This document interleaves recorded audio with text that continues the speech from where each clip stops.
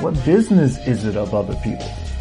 Nobody's paying my bills, I'm paying my bills. Nobody's taking care of me, I'm taking care of myself. That's what we call adulthood. And as long as I'm behaving like an adult, the only thing I could say is shut the fuck up.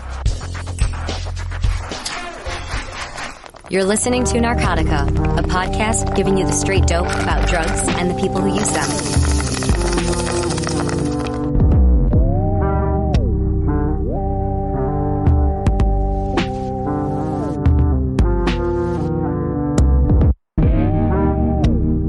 Hello, Narcotica listeners. I'm one of the show's co-hosts, Zach Siegel, and I'm here to remind you that we do have a Patreon, which, if you dig us, you could subscribe and donate to. But if you can't, don't worry, this show will always be free because we believe that information is meant for all, not just for those with means. So find us at patreon.com/Narcotica. We're also on Twitter at Narcocast, and you can find our show on all of the major platforms. And if you have the time, please like and subscribe to us and rate us on iTunes. Tell your friends about the show. It really helps us out. Thank you. Dr. Carl Hart has long been known as America's preeminent drug scientist. If you listen to our show regularly, you've probably heard of him. He appeared briefly way back on episode 6, talking about crack cocaine. For the uninitiated, Dr. Hart is a neuroscientist at Columbia University, and he's published well over 100 peer-reviewed scientific papers. He has over 3,000 citations, which is a big deal in science. If your work isn't good, no one cites it. Dr. Hart's research produces vital knowledge and understanding of how drugs work not only in the brain, but how they work in people's lives and society at large. But lately, Dr. Hart has taken his work outside the lab. He's a man on a mission, really. And that mission is to convince Americans that drugs are not what they think they are. And the tip of the spear is his new book, Drug Use for Grown-Ups, Chasing Liberty in the Land of Fear. I could gush over Dr. Hart for hours. He's one of my intellectual and scientific heroes. His research has informed not just my writing and journalism, but also my own drug-using experiences. So, I'll shut up and get to it. Dr. Carl Hart, welcome to the show. Thank you for having me. And also in the house today are Narcotica co-hosts Troy Farah in California and Chris Moraff in Philly. What's up, guys? Hey, how's it going? What's going on? All right, so we're all really excited for this conversation, and we're going to cover a lot of ground, so I figured we just dive into it. So in the book, you really come out swinging. Right off the bat, you announce, first sentence, that you are a, quote, unapologetic drug user. Then you say that it has taken you a full 2 decades to come out of the closet, so to speak, and announce to the world that not only do you use drugs, but that you're also better off for it. You're a better person, more empathetic, and more understanding of others. Though you also call yourself a coward for hiding in the proverbial closet for all these years. So already, the first paragraph really, just so many layers and depth and a lot to digest. Was it a hard decision to write that first sentence of your book? You're a scientist, a researcher, you study drugs, and you come out and say that you use them and that you like them. Talk about taking that leap. It wasn't a hard leap to write the sentence or to write this about this. The hardest thing to write about that was the fact that admitting that you have been a coward, because none of us really think of ourselves as cowards. But when somebody like me, thinking about this issue and thinking about how I have behaved in the past, I can only really describe it in the simplest terms as being a coward. And so that was hard, facing yourself. That's the hardest thing. But in terms of the public and what the public might say about my drug use or those sorts of things, man, I could care less what the public thinks. I'm a bigger critic than the public would ever be. And beyond my immediate family, my children, my wife, I really don't care what people think. As long as I am not hurting other people, not causing other people harm, I don't care what they think. And that's how I wish other people would live their lives, in that as long as they're not bothering other people, that they're not preventing other people from enjoying their rights, what business is it of other people? Nobody's paying my bills, I'm paying my bill. Nobody's taking care of me, I'm taking care of myself. That's what we call adulthood. And as long as I'm behaving like an adult, the only thing I can say is shut the fuck up. I'd like to just push back a little bit on that, on the cowardice part. Obviously, there's a certain privilege that comes from academia that doesn't, sort of trickle down to every person in society. And there are some repercussions that would come from openly admitting drug use for some people. They may lose their job. They could be put on the radar of DHS if they have children. I wonder if there's a stratus where, you can sort of accept that maybe at times, because of the rhetoric that comes out of Washington and the local municipalities, there is a good reason to keep drug use hidden. Thank you for that pushback, if you will. I think, for example, you mentioned like women who are identified as drug users might have their children taken away. But let's just be clear. The only women who are having their children taken away if they test positive for drugs are poor women and usually minority women in general. And let's think about the job situation. There is some risk. And there is risk to me. People think like there's no risk. I mean, I have people are talking about me in the academy about what will happen. The fact is, whenever there is an injustice, and then you want to correct the injustice, there is risk in trying to correct that injustice. When those people like MLK, Rosa Parks, all of those folks put their bodies on the line, put their families, they did all this risk because of the injustice that occurred. And so, it's not without risk. And so if people are not making the choice because of these risks, that's fine. That's your choice. But don't get it twisted. Our heroes did the same thing. They put themselves on the line. So if you want to be like your heroes, or if these people are your heroes, what do you think they did? And so when I had to face this, when I had to think about all these sorts of things, I just said, let the chips fall where they may. And people think of me as being privileged. I am at some level, in that I have a salary, in that I have had an opportunity to get an education. But I am still a black man in the United States. I am still someone who people would like to shut the hell up. I'm still that person that people are coming at me every day. I get all of these sort of letters, emails, all kinds of stuff that I don't necessarily, I didn't have to have. I could have enjoyed my nice privileged position as a professor at Columbia who didn't make any waves. My life is stressful. I mean, I don't get much sleep because I have to prepare, because I read all this nonsense that people are gearing towards me or aiming at me, and I have to make sure I check my surroundings, make sure that people are not messing with my children as a result of this position. But that pales in terms of me looking in the mirror and seeing that I know that people are being persecuted, people are being vilified for doing exactly what I do, and I shut up. What kind of man am I? That's what I had to face. Yeah, taking that leap and doing what you do it can feel like a lonely place. It can feel stressful, and that's also where drugs come in, right? We use drugs for all these reasons that because being human is sometimes hard.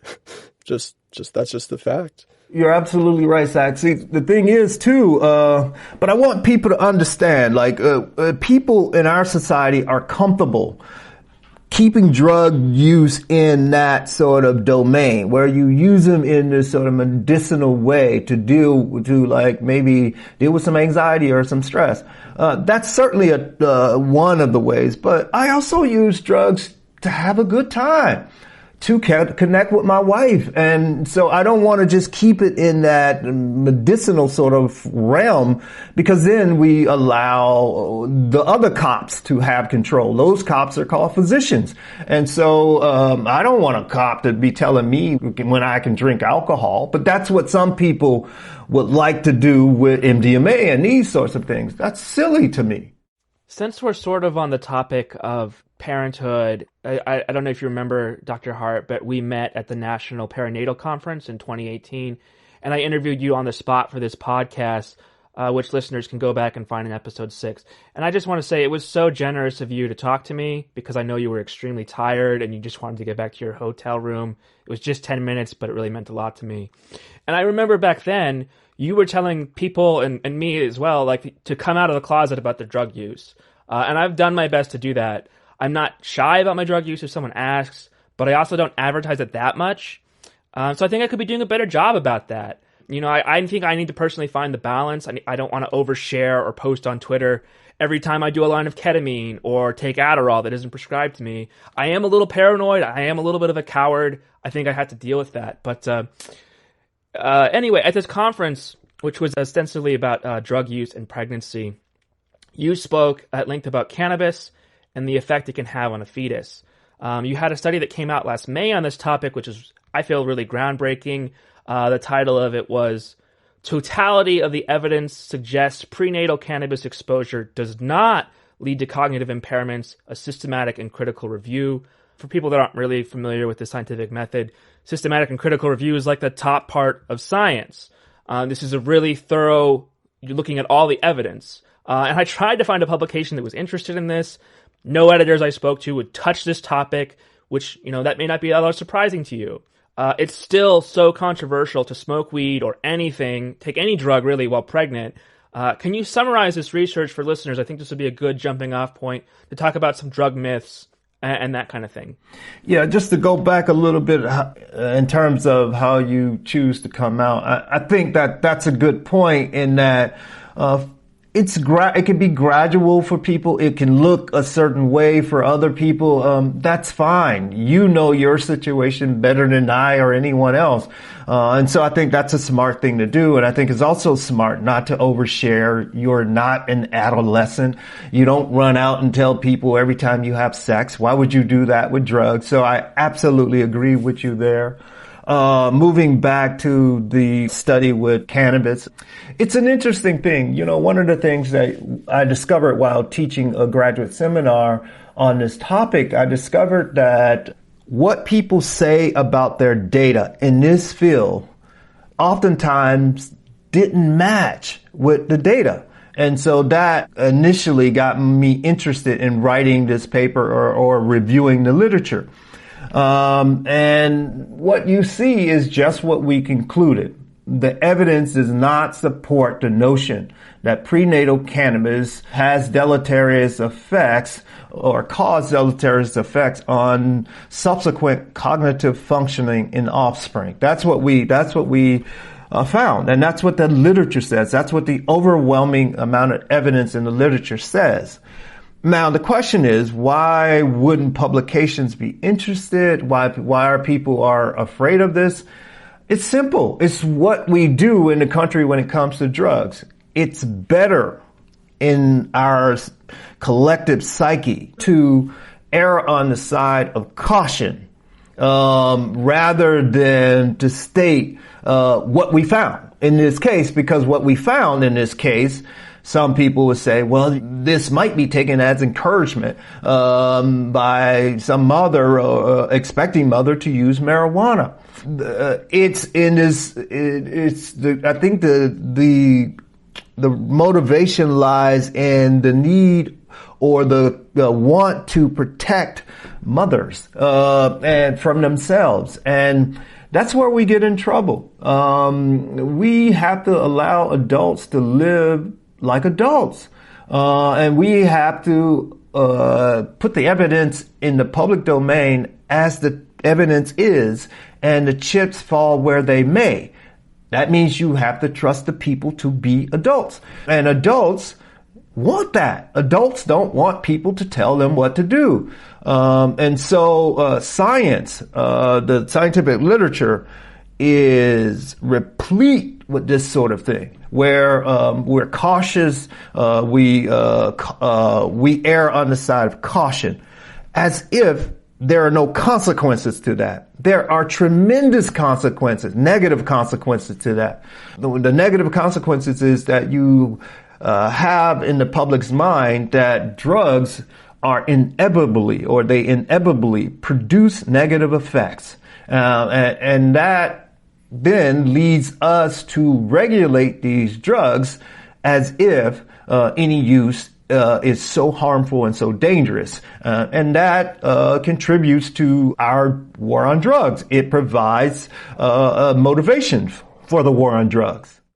So like I said in the intro, clearly you're on a mission to persuade, to get people onto your side, to shake them out of their dogmatic slumber and start thinking differently and critically about drugs. And that's hard to do because sadly, as we all know, reality and facts, as you just outlined, are not always enough. Drugs are ideological, they're political, and our politics currently are kind of batshit.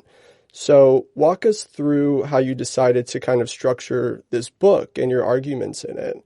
Because you do ground everything in science, of course, while also trying to be persuasive and appeal to people's emotions and beliefs. So how'd you walk that line? Yeah, that's a good question. So when I write a book, I always think about it. I try and organize the chapters where I want to go. In this book, the first 4 chapters is like basic education. And so the first chapter is the war on us, the war on drugs. And the second chapter is get out of the closet. And then the war on drugs, we all know that quite well.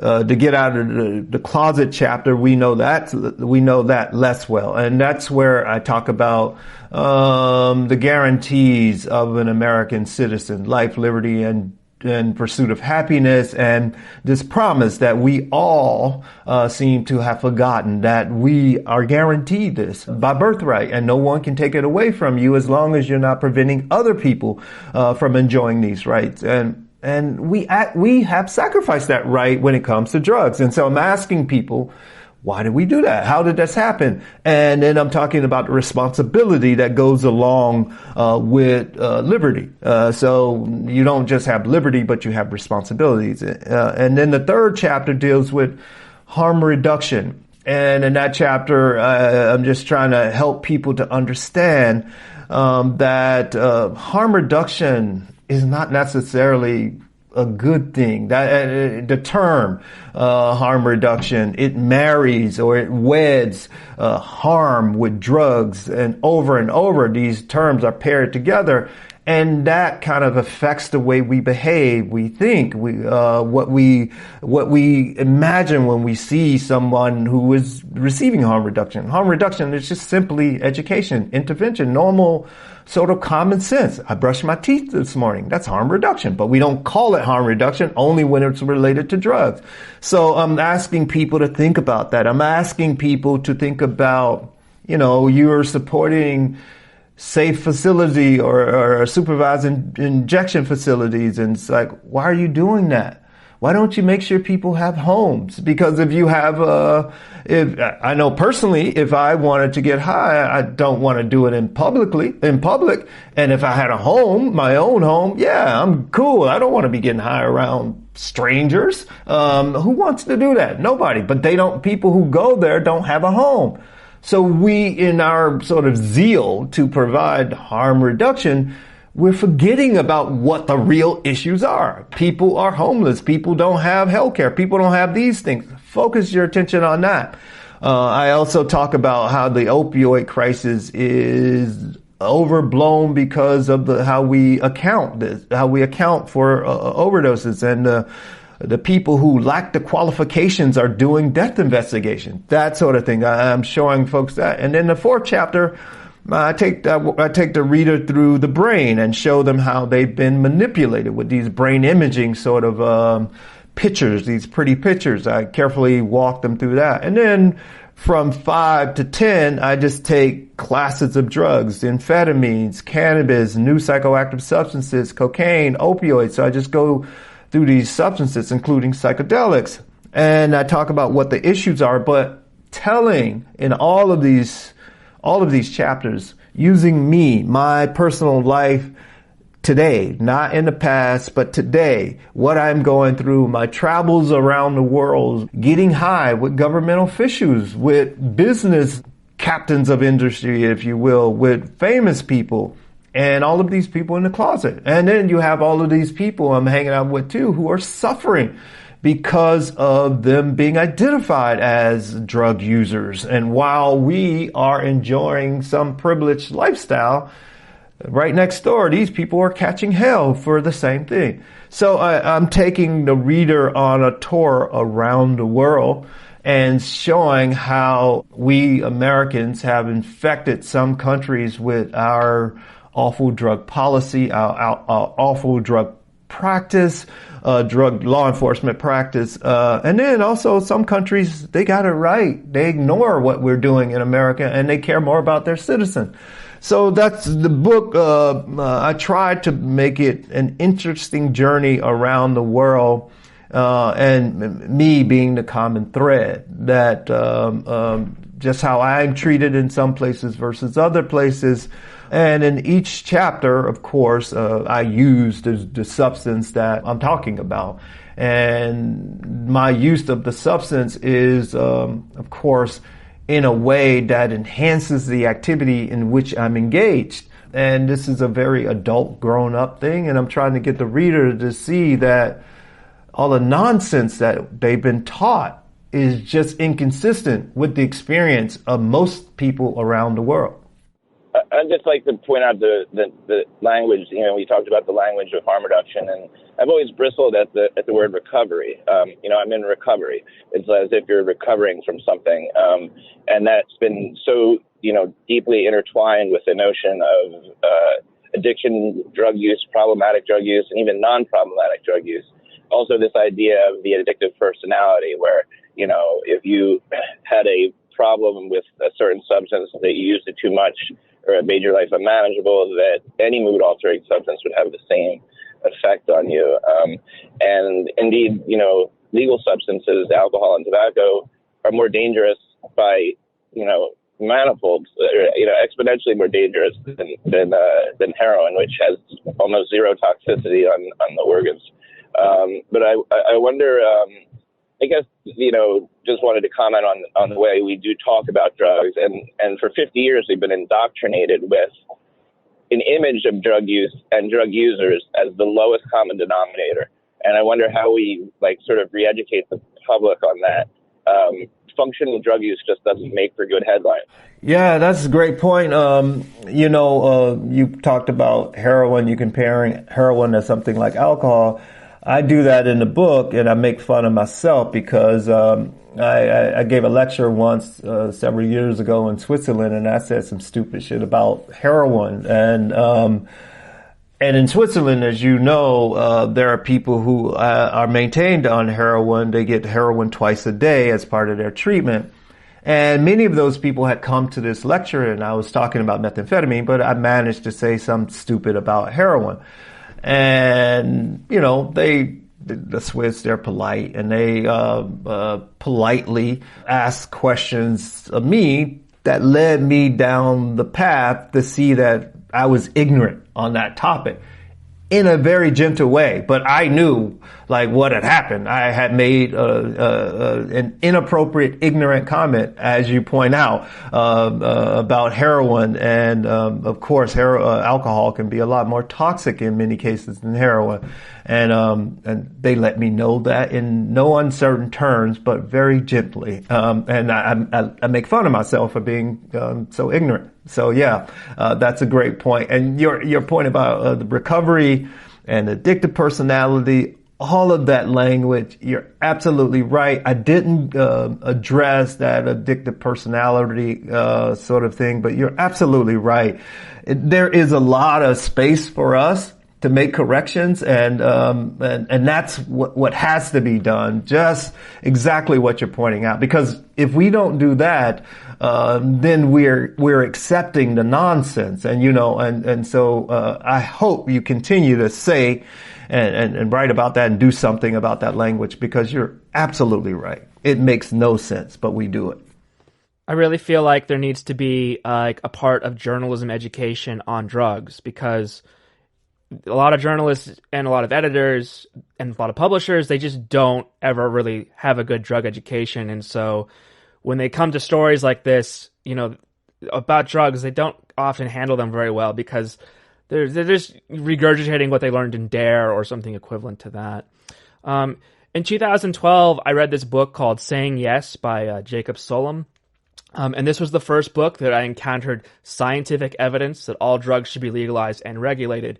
Before I read that, I was like, legalize weed, legalize psychedelics, sure. But I was really on the fence about meth, cocaine, and heroin. A lot of the science in that book was very old, but it presented a very clear, strong argument that we gotta fucking stop using the drug war. It's not scientific at all. And there are a lot of things I disagree with Solom about. He's a editor at Reason. It's a libertarian rag that makes some really bad faith economic arguments, in my opinion, but hey, they're progressive on drugs at least. And libertarians love corporations and they hate regulation. So they seem to want massive markets like we see with cannabis in some states with little to no oversight.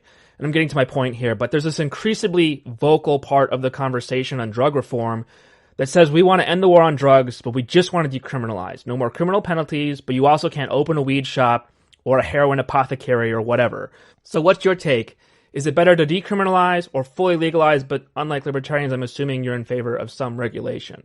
Yeah, thank you for helping me to understand the libertarian position, because I really don't know it, but I don't learn the weeds of libertarian or Democratic or Republican. I think it's just silly to like put yourself in these camps like you're on a football team. It's like what works and how we get there. You borrow a little bit from here, or borrow a little bit from there. So I am a supporter of regulating the market in a similar manner in which we do alcohol. We live in a capitalistic society.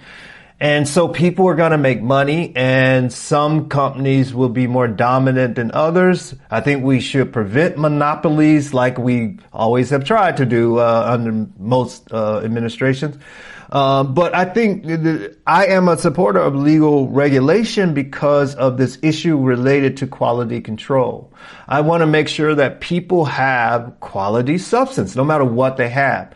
And I also am concerned that we have the appropriate unit dose available for sale. So we can put enough alcohol in a bottle of beer to kill you, but we don't. And so we want to make sure that we have the right amount of heroin in a unit dose, such that people have a good time. But there's a decreased likelihood that they will kill themselves with that unit dose. And so I'm a proponent of legal regulation.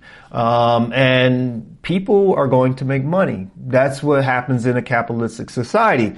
One of the things that's interesting about the legal cannabis market is that we now have 15 states, and they have slight different sort of variations on how they're doing it.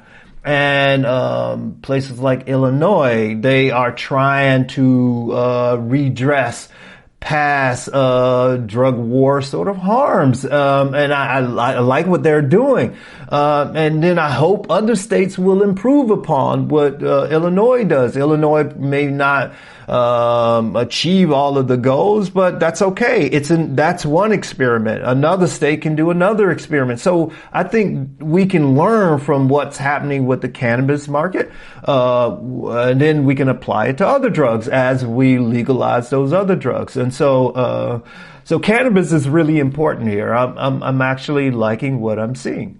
So on the point about Illinois, so I'm in Chicago. I grew up right by Evanston. And so Evanston has a reparations program that they're implementing. And so Black residents who suffered housing discrimination in Evanston between like 1919 and 1970 or something, and they'll be eligible for money through this new pool of reparations money that's funded through the new legal cannabis market. So like, I don't know where else that's happening, but Evanston they're trying to do something, right? As opposed to just unleashing the market and you need so much capital to buy in and it's only all the money's funneling to the top and all that. So I totally agree. You're right that with legalization and with markets, there is a duty to redress and repair past harms and also create them in the most equitable, democratic, egalitarian way that we can, that also has consumer protections and safety. And that goes to sort of my next question about just how much education about drugs is hidden from us. Like people, we don't talk about set and setting in classrooms. We don't talk about dosing. We're not born with knowledge of how to use these drugs. And sadly, sometimes we learn the hard way, like take alcohol. We have an experience where, we're excited to drink and we go a little overboard. We get sick, dizzy, vomit.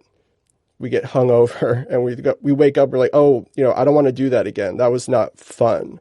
And that's how you learn to dose. That's how you learn to, okay, I'm going to drink less so I can enjoy it. And that is the kind of education that we have right now with a lot of drugs. And sadly, because of the toxicity and impurities and potency of the illicit supply, people use and they learn the hard way by dying. And that's totally a travesty. And it's shocking that this is happening to tens of thousands of people.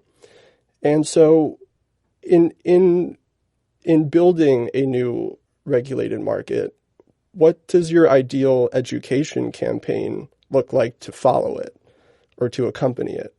Yeah, that's a good one. Wow, we would have to do a radical about face when it comes to drug education, because we have lied to the population for so long, such that we'd say these things are so dangerous, any use you can get in trouble. That's not true. The likelihood of you getting in trouble can be minimized based on those things, like you said, set and setting, dose, all of these things. So that's what the education will have to look like. I think that we would have to have, I think we should even start this now, because we are doing marijuana legalization. We should have massive amounts of public service announcements about set and setting, whether it's marijuana, whether it's alcohol, whether it's MDMA. We should have massive, funny, engaging clips about set and setting, about dose, about route of administration. Just build it into the culture. And the filmmakers will put it in their movies, of course. They always do. It will start to it'll be written in TV shows. You guys might remember in the 80s and the 90s, really in the 90s, we were paying networks to put anti-drug messages in their programming. We should be doing this with proper drug education, not propaganda.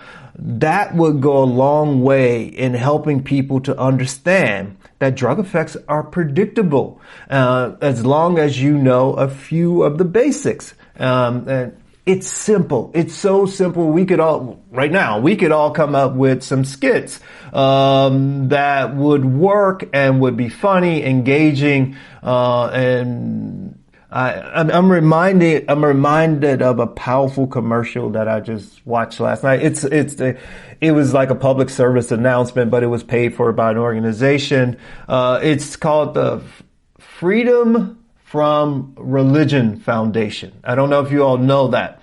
Ron Reagan, the son of Ronald Reagan, is the spokesperson, and he basically is saying that we have got to get religion out of our government, out of our public life, at the end, he says, he looks in the camera and he says, Ron Reagan, a lifelong atheist who is not afraid to burn in hell.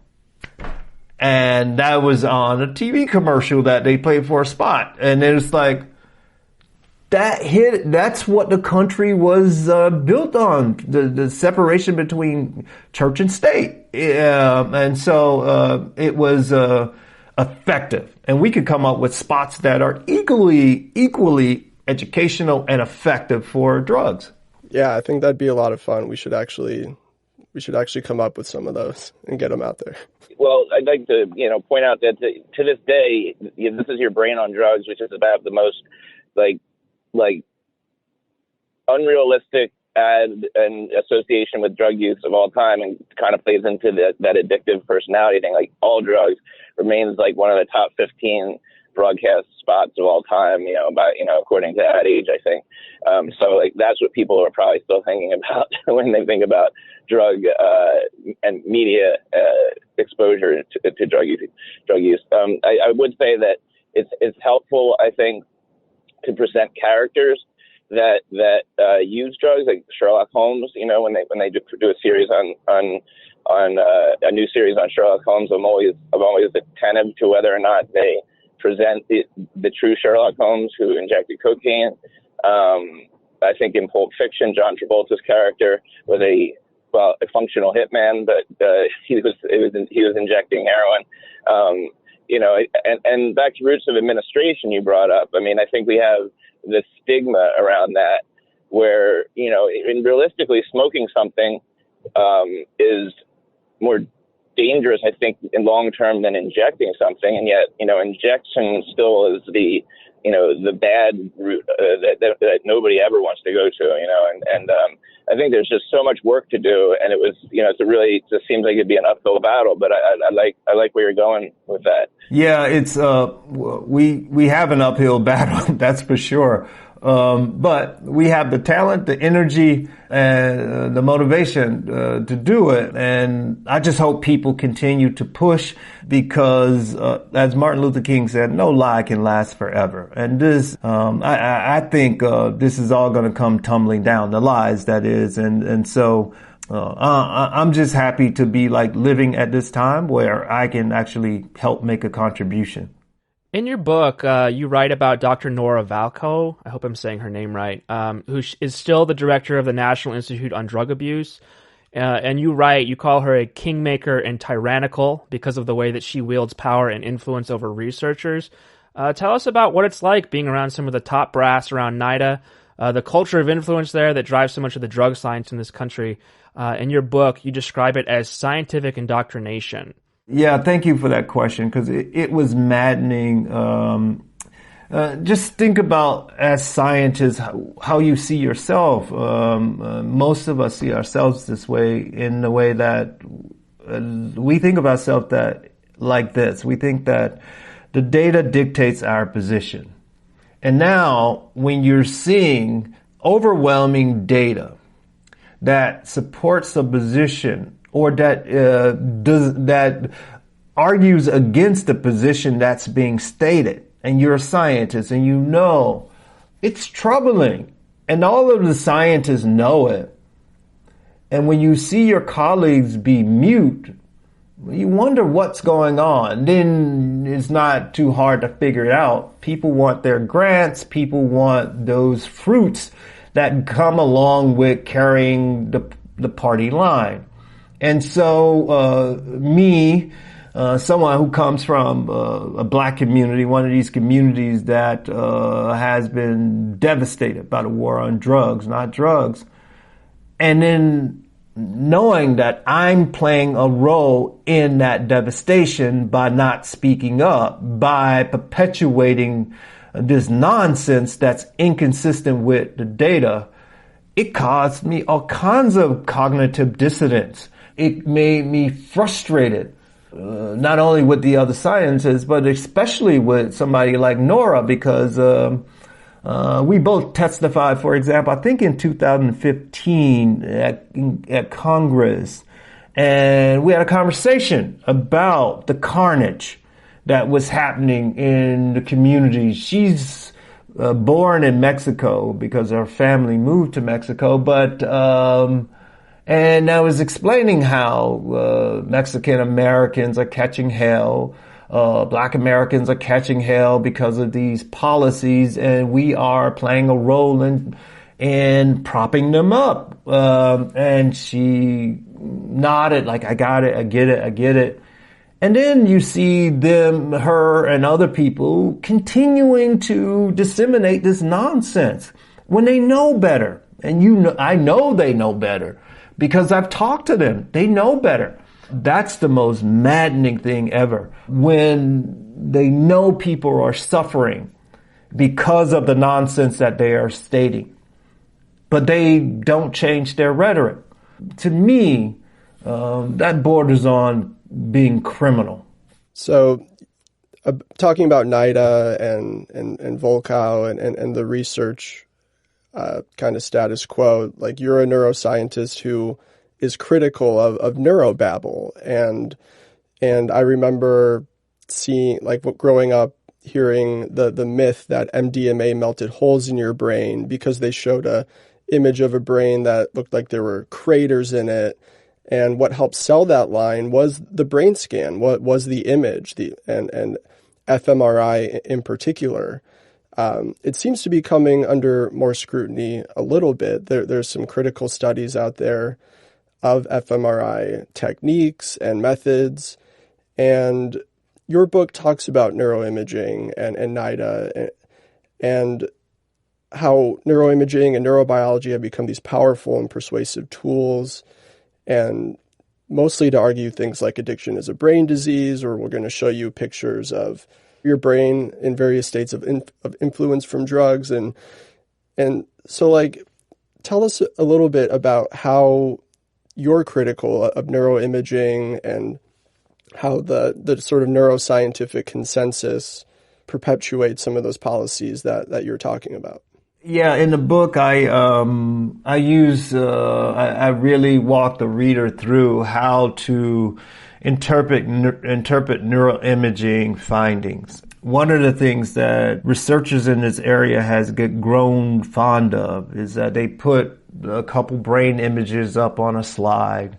On the left, they'll say, this is the brain of someone who doesn't use drugs. On the right, there is the brain of someone who is addicted to methamphetamine or some other drug. You pick the drug. You can see on the left, and the person who doesn't use drugs, you can see more red. That means that more activation in this region compared to the person who met criteria for methamphetamine addiction.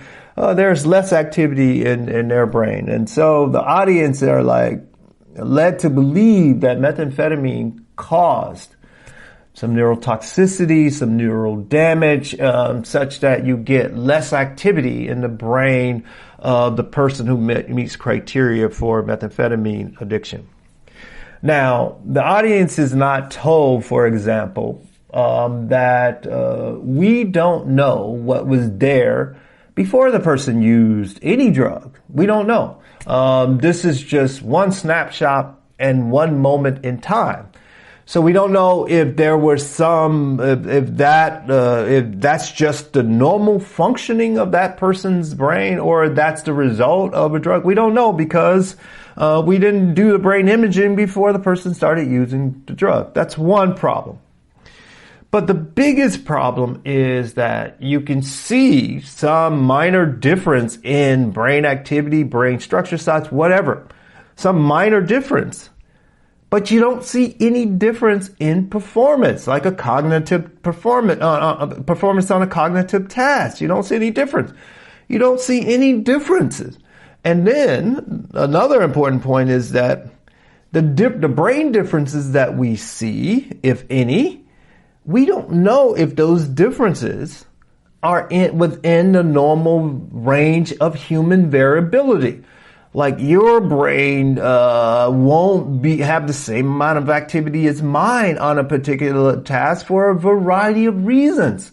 And so that means that we have this wide range of normal human functioning, just like we have a wide range of normal human height. For example, if you are a male and you're 6'2", or you're a male and you're 5'10", nobody's gonna say that the 5'10" male is somehow height deficient because you're comparing them to a 6'2" male. It's just that the 5'10" remains in the normal range of human variability. That's the same thing that's true with the brain, how it functions. And so these normal variabilities and sort of images or activity have been taken as some pathology in the brain. And so I'm helping the reader to see how to discern between like real concerns, real pathology, and but what most often happens is that this is just functioning within a normal range. And so I hope they'll be able to ask the right questions when they are presented with these brain imaging findings. And they'll see that those brain imaging findings, at least to date, have not shown us anything remotely resembling neurotoxicity in human drug users. Thank you. That's really good context. In your book, you say addiction is not a brain disease, which I think we pretty much all agree with here at Narcotica. We're big fans of Maya Solovitz, who, for me personally, is the first author I encountered who really challenged this idea that addiction is a brain disease. Instead, she described it as a learning disability, sort of like ADHD or autism. I mean, if people have this perspective that it's a disease, whatever, at least they're not seeing it as a moral failing. But I'll let you define this. If addiction isn't a brain disease, what is it? Yeah, I just simply use the DSM criteria right now because it's a whole nother book to challenge those criteria. And I think they should be challenged, but I don't challenge it in this book. I just accept their criteria. And those criteria are that people have psychosocial disruptions as a result of their drug use. That's one sort of necessary component. And then another necessary component is that the person themselves are distressed by these disruptions. Let me give you an example. So like if the disruptions might be that the person fails to meet obligations like at work or with their family. And so you can imagine, particularly with the sort of political divisions in the country, you can imagine if the person failed to go to Thanksgiving dinner with their folks and Christmas dinner with their folks, because their folks are Trump supporters. But, you know, technically you can say that that person failed to meet an important family obligation. And then the person failed to go to work because their boss, for example, has a lot of Trump memorabilia, and that person is not a supporter of Trump, and they just can't take it anymore, and they decided that that's not what they want to do. Now, you can check it off and say that the person certainly meet enough symptoms to have this thing we call substance use disorder. That's what the DSM calls it. That person meets some of those criteria. But if the person is not distressed by not meeting those criteria, so the person says, "Nah, I'd rather just stay at the crib and smoke a little weed or whatever, and I feel better about myself. And someone say, well, your drug use prevented you from meeting those obligations. And the person say, yeah, but I'm not distressed by it. In fact, I feel pretty good about it. So now you can't say that that person meets criteria for addiction. But if the person is actually distressed about not meeting those obligations and these disruptions, then yeah, the person will be said to meet criteria for substance use disorder, and that's okay. I mean, that's fine. My quibble with some of the symptoms is that many of the symptoms have a lot to do with whether or not the drug is legal or not. So it's the legality of the substance. So one of the symptoms is that the person spends a great deal of time trying to procure the substance. You know, it's an illegal substance. You got to plan. You got to do all of these sorts of things. Again, if you just could go to the corner store and buy some cocaine, then you don't have to worry about that time effort. Same as like with alcohol. You don't have to. That doesn't become an issue. So some of these things have a lot to do with the legality of the substance. And then there are all the other sort of symptoms, like tolerance is a symptom. I think that's ridiculous to have that as a criteria or a symptom, because tolerance is actually protective. We can think about people who may die from opioid overdoses. Folks who are tolerant are a lot less likely to die from an opioid overdose than those folks who are not tolerant. Tolerance has been shown to be neuroprotective in laboratory animals. So in animals that are tolerant, they show less neurotoxic effects at the neurotoxic doses of a drug like methamphetamine. If you give a whoppingly large dose to a tolerant rat, you see some neuroprotection because of tolerant. And so for the DSM to include tolerance, I think that's a mistake. People who take antidepressant medications or any medications on a regular basis, they are tolerant to some of the effects of those drugs, but we don't use that as a criteria to say that that person is addicted. And so I have some qualms with some of the specific symptoms. One day I'll write something about it, but as it stands now, I understand we have to figure out a way to identify this thing that we call substance use disorder so we can help people who are actually distressed. I think that's a great point. I've been giving a lot of thought lately just to the term addiction, and I'm beginning to think that really addiction just doesn't exist. We just have like a continuum of use that may be problematic based on factors that have nothing to do with your use. And so like stigma, for instance, is a big one in determining how you feel about yourself, right? So, you know, if you know that everyone around you would look down on you based on this activity, and, you know, it could be a sexual fetish or, you know, certain things like that, it's very difficult to be confident in coming out, so to speak. And that's been, you know, that kept gay men in the closet for years. And I think that's a great point. I think that dependency exists, obviously, tolerance exists, but the idea that there is some sort of like tipping point where you fall from drug user into drug addict, I think that's a construct. Absolutely. So maybe we can write something on that one day. Yeah, I also think, you know, cravings are a real thing. And I think a lot of people associate cravings with addiction. And people crave lots of things. I crave sugar. I crave caffeine in the morning. And, you know, it's been almost 8 years since I've done heroin.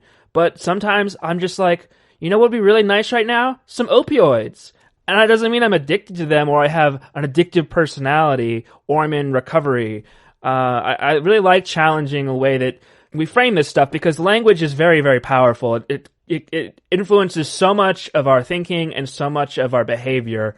And we have to start there. We have to start with defining these terms. It seems like it's semantics. It seems like it's policing language to some people when you're like, don't use the word addict, use the word person who uses drugs or something, or something more wordy. but it's really important stuff. And like, if we can't get the language right and the terminology right at the beginning, I don't really see how we can advance drug policy to a different level.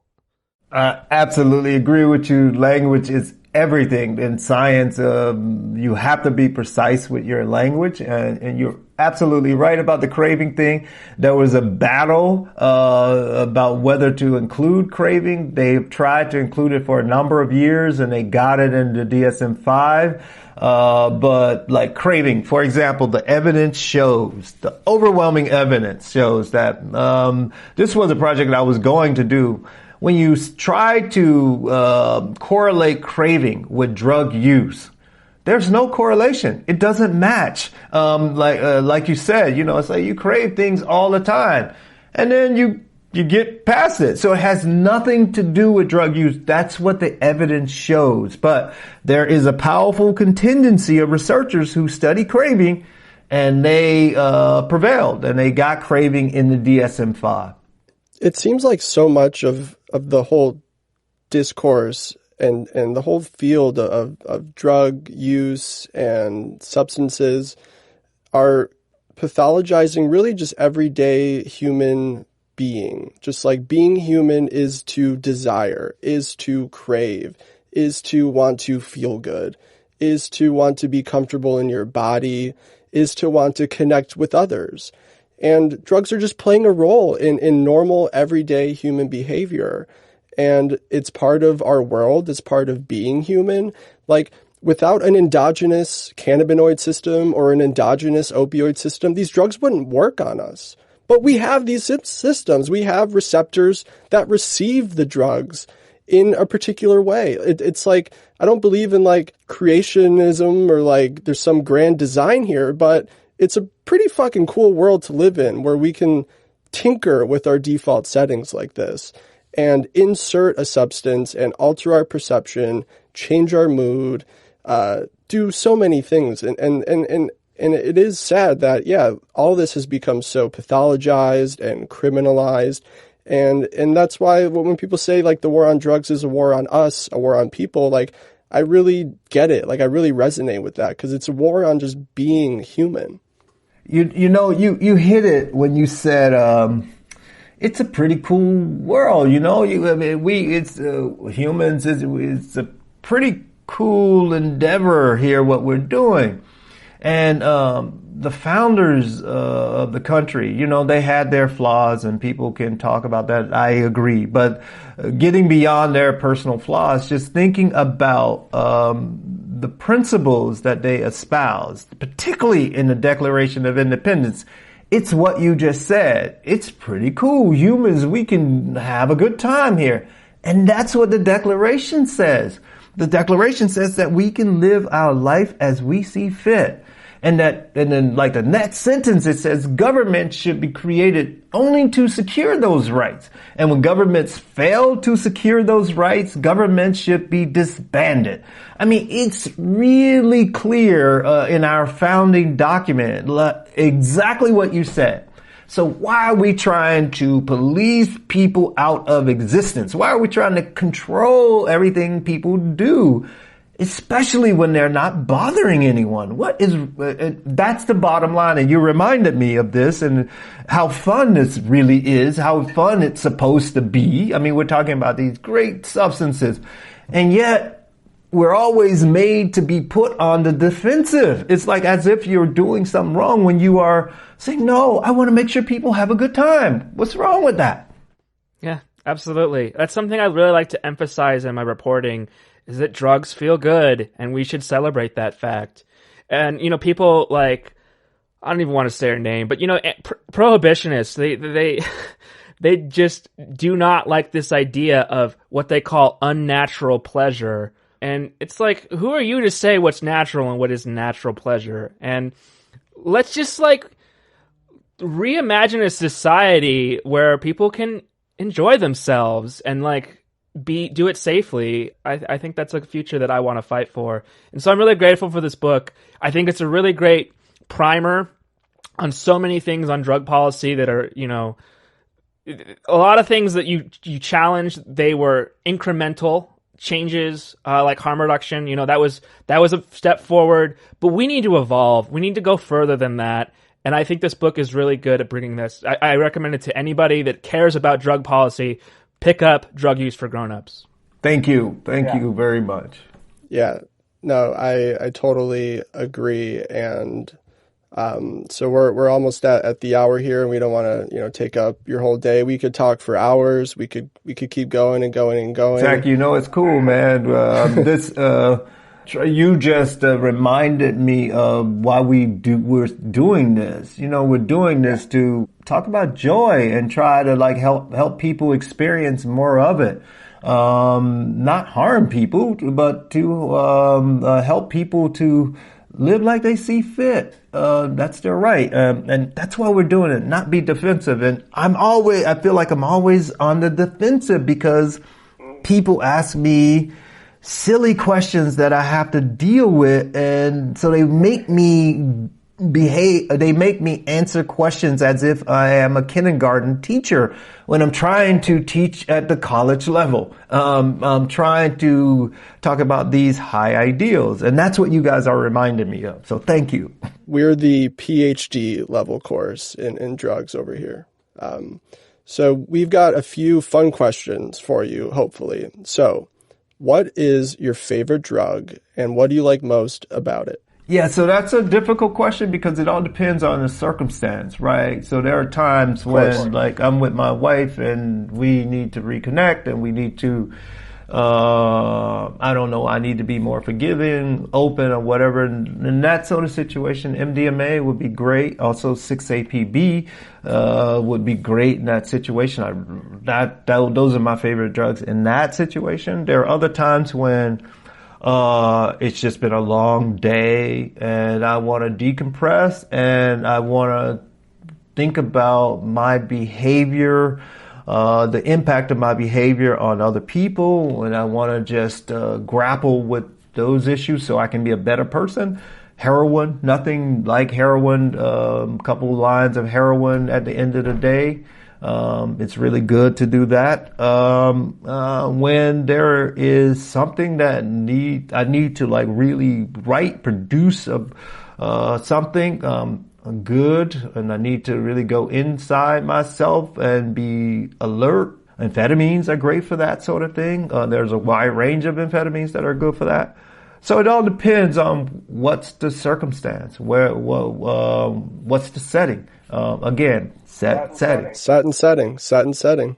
Yeah, absolutely. Do you have any, maybe this is too personal, maybe even, but for partners, for adults who are together in a relationship, what kind of setting do you recommend for an MDMA experience for two people in love to enjoy themselves and connect? Because that's the history of MDMA in this country. Psychoanalysts were using it in couples therapy, right? Yeah, that's right.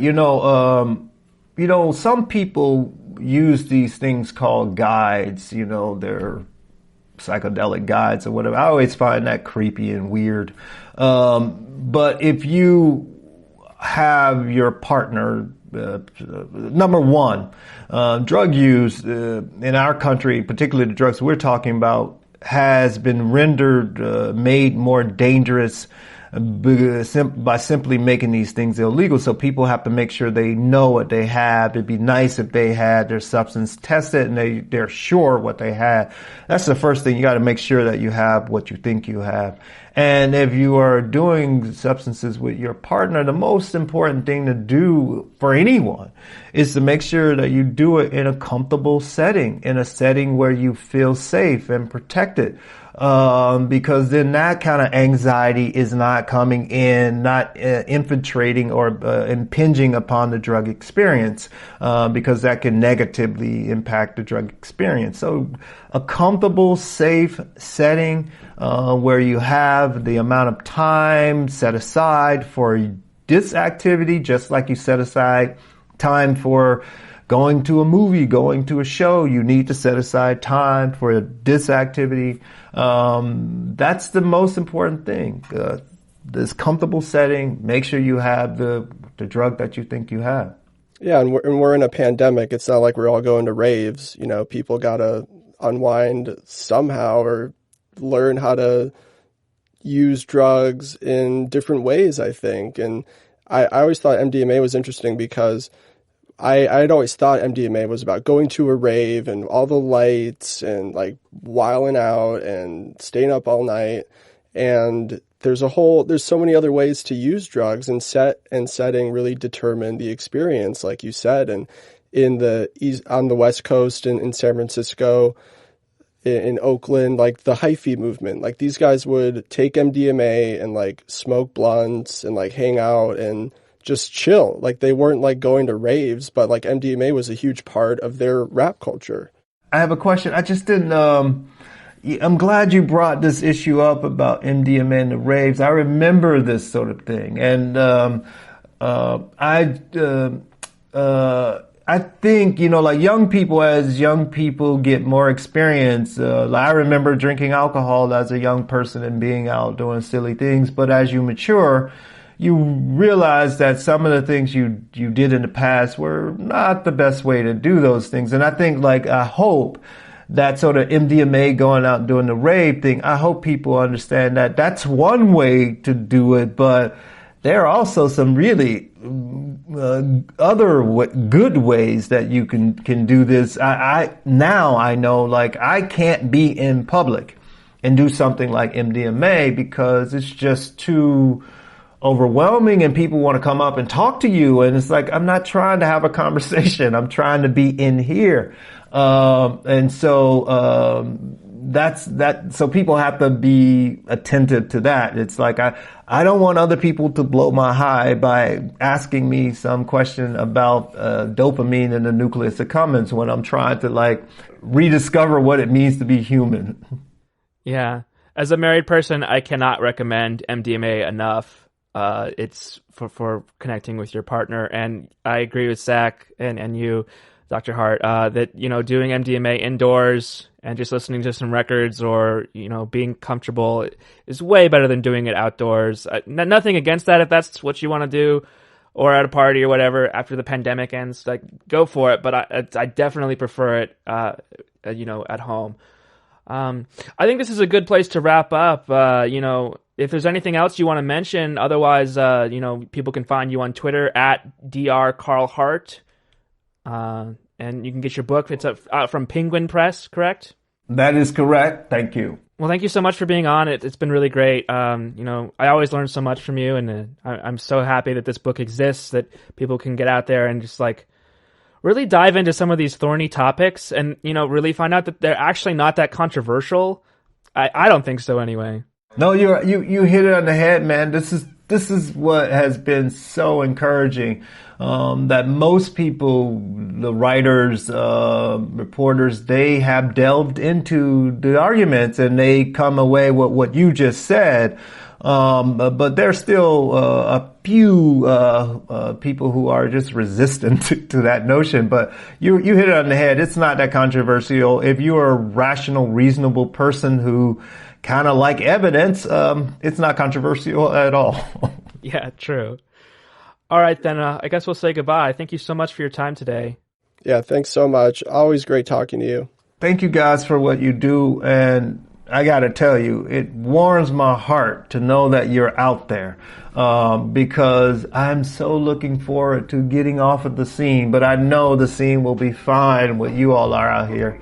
So thank you. And if I could help in any way, please don't hesitate to reach out. Thank you. That really means a lot. Yeah. We will, you know, our generation, we're millennials. We like drugs too, just like everyone else. We're gonna keep doing it. Right on, bro. Take care. All right. All right. Bye. Thank you so much. All right, bye.